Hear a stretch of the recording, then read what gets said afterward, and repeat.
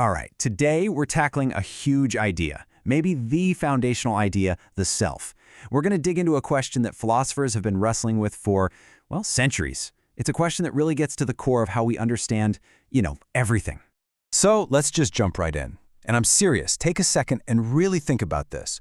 Where does truth begin?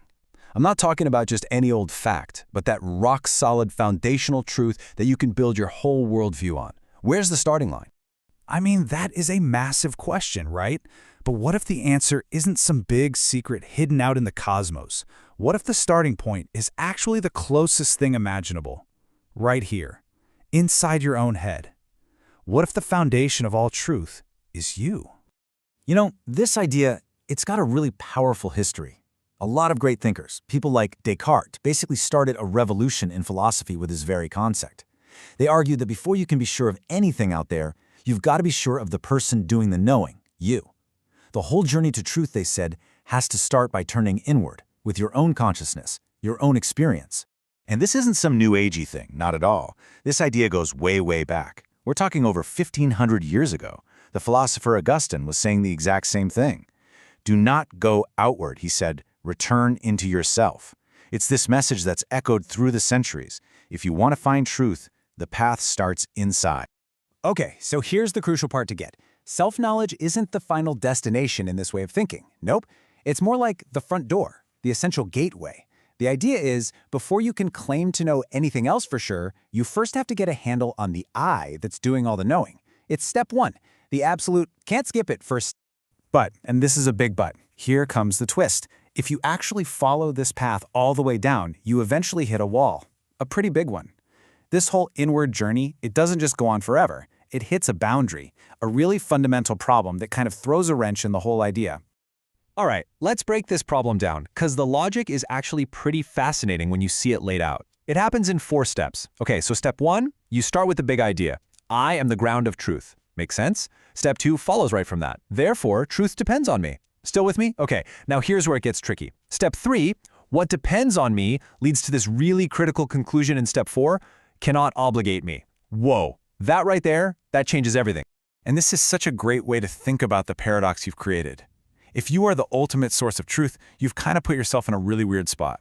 You've made yourself both the king who writes the laws and the subject who's supposed to obey them. You see the problem? It's a massive conflict of interest. So this gets us to the heart of the conflict, the real showdown here. It's this huge, uncrossable gap between what you simply want to be true, that's your will, and what is actually unshakably true, something that's a real obligation. And you can see the difference laid out right here. On one side, you have my will. It's basically just a preference. I can change my mind whenever I want, because hey, I made it up.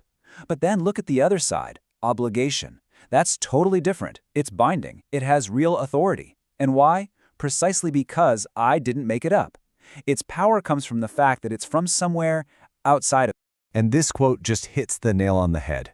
A law I give myself, I can also revoke. Just think about that for a second.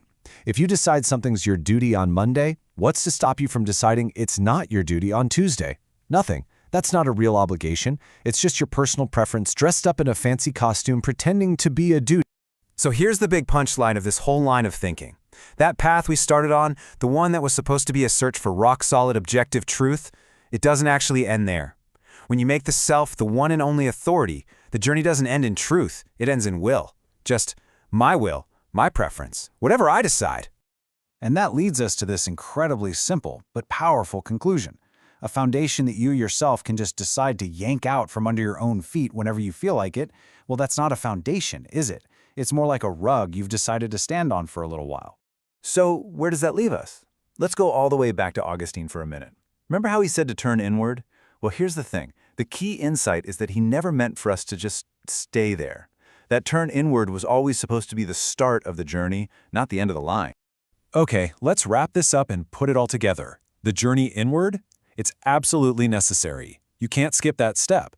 But, and this is the whole point, it is not the final destination.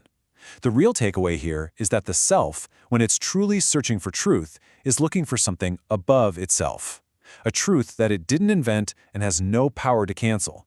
And that brings us to the ultimate conclusion. I cannot be my own foundation. And so we're left with this one last really provocative question.